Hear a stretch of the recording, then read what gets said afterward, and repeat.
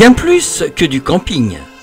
Fuir la frénésie du quotidien pour respirer, se ressourcer au calme et à l'air pur, c'est la promesse que vous fait le camping du Carrou. Au cœur du parc naturel du Haut-Languedoc, au pied de Carrou, avec vue sur ses aiguilles, on s'installe sur des emplacements très spacieux de 200 à 400 mètres carrés, idéalement délimités, sur différents niveaux pour préserver notre intimité. Les terrasses sont aménagées de murs en pierre sèche qui assurent un séjour ressourçant.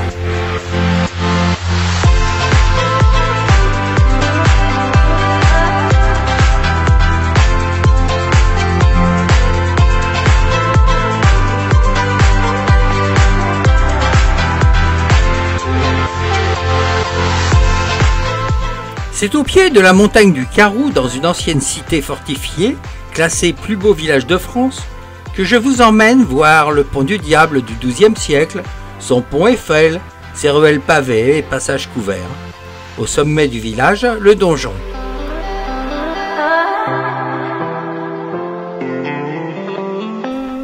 Le pont du Diable fut construit au XIIe siècle. Ce pont est admirable par sa parfaite architecture romane et donc son aspect typiquement médiéval. Quant à son nom, il provient d'une des légendes habituelles des villages.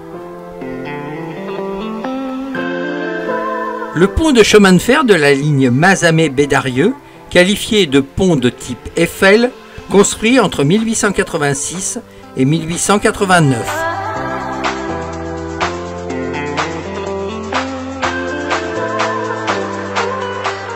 L'église Saint-Julien est mentionnée dès 899.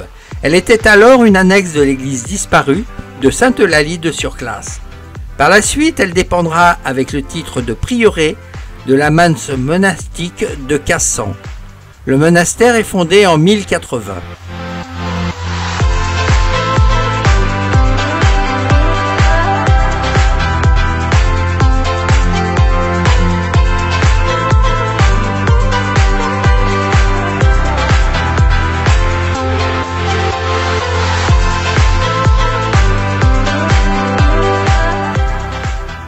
L'Orbe prend sa source dans les monts de l'Escandorgue, au mont Bouviala en Aveyron, à l'altitude de 884 mètres.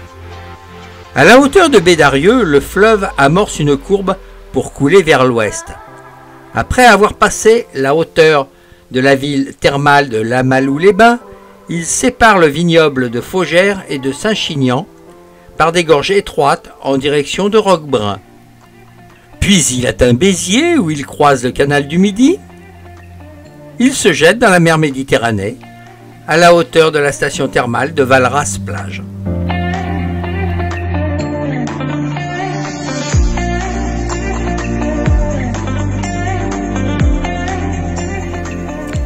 Roquebrun, appelé aussi le Petit Nice.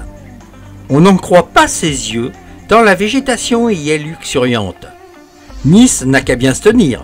Ici, mimosas, orangers, citronniers et plantes méditerranéennes prennent vie à même les ruelles ou au sein du jardin méditerranéen.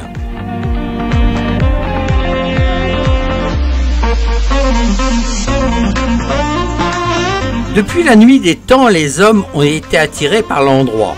Troglodytes, Romains, Carolingiens, Cathares, chacun y a laissé sa trace.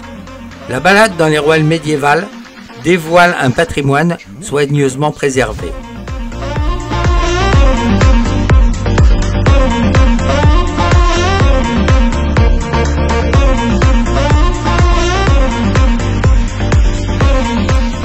L'église paroissiale Saint-André date de 1156. Elle se dresse au milieu du vieux village. Au XIXe siècle, l'intérieur de l'église est modifié. La charpente en bois cède la place à une voûte avec arc ogival. Entre 1990 et 2001, le parvis, la toiture, la façade et l'intérieur sont restaurés. L'église renferme quelques mobiliers inscrits à l'inventaire des monuments historiques, fonds baptismaux en marbre vert, chaires en marbre blanc, stalles du XVIIIe siècle, statues en bois doré, tableaux, etc.